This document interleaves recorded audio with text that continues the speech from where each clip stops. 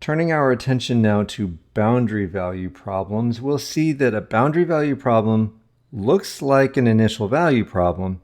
The difference is the information we have about points on the curve or points on the derivative or something like that are for different values for the independent variable. Here we have y double prime plus 3y equals 0, and y of 0 is equal to 0, y of pi is equal to 0. The fact that we have information about y at the values x equals 0 and x equals pi is what makes this a boundary value problem. It would also be a boundary value problem if we had, say, y of 0 is 0, and then y prime of pi is equal to 0. What matters is having different values for the independent variable. The information that we have about the function, y of 0 is 0 and y of pi is 0, are called boundary conditions. I think that verbiage will make sense by the end of this set of videos. We're going to examine this boundary value problem because it'll allow us to get into boundary value problems in general. We can see that for this equation, y equals 0 is a solution, because if y is 0, y double prime is 0, and the equation holds true. This is referred to as the trivial solution. Generally, what we're looking to see is there more than the trivial solution? Using the auxiliary equation, we can find that y is equal to c1 times the cosine of the square root of 3x plus c2 times the sine of the square root of 3x. And in this lesson, we're actually going to use a and b in place of c1 and c2, but they mean the same thing. Using the boundary condition y of 0 is equal to 0, we can conclude that a is equal to 0. Because if x is 0, the sine term is 0. And if x is 0, the cosine factor is 1, so a equals 0. Using y of pi is equal to 0 is going to give us that 0 is equal to b times the sine of the square root of 3 pi. But the square root of 3 pi isn't some special value on the unit circle or anything. It's just some number, it's just irrational number, sine of square root of 3 times pi. Since that times b is equal to 0, that's going to give us that b is equal to 0. And so this equation has only the trivial solution. The next equation we're going to consider has just a tiny change here. Instead of y double prime plus 3y equals 0, we got y double prime plus 4y equals 0 with the same boundary conditions, y of 0 is 0 and y of pi is equal to 0. We again have y equals 0, the trivial solution, and then we can say y is equal to a times the cosine of 2x plus b times the sine of 2x. Y of 0 equals 0 is again going to give us that a is equal to 0. Y of pi equals 0 is going to lead us to 0 equals b times the sine of 2 pi. Well, now 2 pi is a special number that we know about, and the sine of 2 pi is equal to 0, so 0 is equal to b times 0 is true for any value of b. So y equals b times the sine of 2x is a solution to the boundary value problem BVP for b any real number. We would then say that the boundary value problem, and you might remember in a previous lesson, we saw that a boundary value problem can have 0, 1, or infinitely many solutions. We just saw a case of one solution and a case of infinitely many solutions. We were just looking at equations of the form y double prime plus p of xy prime plus lambda q of xy is equal to 0. I don't want you to spend too much time thinking about p and q right now. A number lambda for which there exist non-trivial solutions to this differential equation is called an eigenvalue. And so up here, 4 is an eigenvalue, 4 is the lambda. And any solution that satisfies the boundary value problem is called an eigenfunction associated with the eigenvalue. Therefore, y equals b times the sine of 2x is the eigenfunction associated with the eigenvalue lambda equals 4. I said I didn't really want you to worry about p and q. I will say though, in the previous example, p of x was equal to 0 and q of x was equal to 1. Lambda equals 4 was the eigenvalue.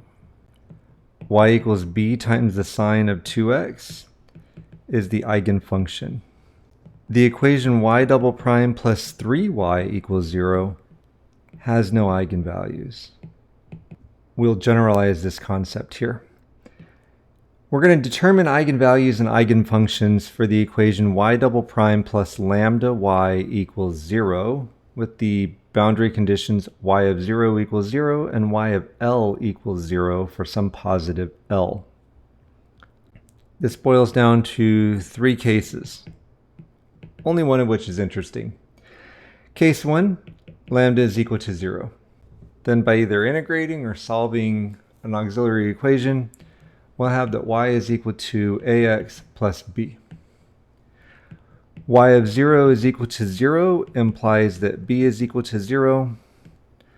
Y of L is equal to 0 will then give that a is equal to 0. We only have the trivial solution. There's no eigenvalue here. Case 2. We have lambda could be negative. Since lambda could be negative, we're going to let it be represented by a negative alpha squared. Why? You'll see. So y double prime minus alpha squared y is equal to 0. That has the auxiliary equation m squared minus alpha squared is equal to 0, which gives us that m is equal to plus or minus alpha. We can write this solution as y equals a e to the alpha x plus b e to the negative alpha x.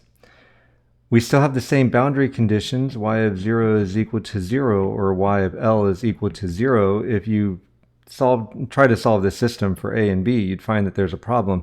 But you may also remember from our previous lesson that we considered 2 special order differential equations, one of which had the form of what we're looking at, y double prime minus k squared y equals 0, and that led us to solutions including the hyperbolic cosine and the hyperbolic sine. So we could say then that y is equal to a. We can therefore write the solution alternatively as y equals a times the hyperbolic cosine of alpha x plus b times the hyperbolic sine of alpha x. The initial condition y of 0 equals 0 again gives that a is equal to 0 because the hyperbolic sine of 0 is 0. And as before, the boundary condition y of L equals 0. The boundary condition y of 0 equals 0, as before, is going to give that a is equal to 0 because the hyperbolic sine of 0 is 0. And the boundary condition y of L equals 0, as before, would give that b is equal to 0 because the hyperbolic sine of anything other than 0 is not 0. We again have only the trivial solution. Case 3. This is the case when lambda is greater than 0.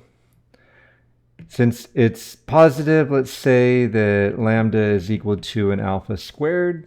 You'll see this is similar to what we had before. So y double prime plus alpha squared y is equal to 0. That's going to give us that m is equal to plus or minus alpha times I. And so y is equal to a times the cosine of alpha x plus b times the sine of alpha x. Using the boundary condition y of 0 equals 0 is going to give us that a is equal to 0. That's just always 0, okay? Using the boundary condition y of L is equal to 0 is going to give us that 0 is equal to b times the sine of L times alpha. This is going to be 0 if b is 0, but we can also find values for which this is 0 even if b is not 0. In fact, this is 0 as long as alpha times L is equal to some multiple of pi. I should say an integer multiple of pi. Since alpha is a positive number and L was stipulated to be a positive number, we can say a positive integer. Alpha is then equal to n pi over L. And since at the beginning of this case, we said that lambda was alpha squared, that's going to give us that lambda is equal to n squared pi squared over L squared. This gives an infinite sequence of eigenvalues. Lambda sub n is equal to n squared pi squared over L squared, where n are values 1, 2, 3, etc. Associated eigenfunctions, or y sub n, is equal to b times the sine of n pi over L times x.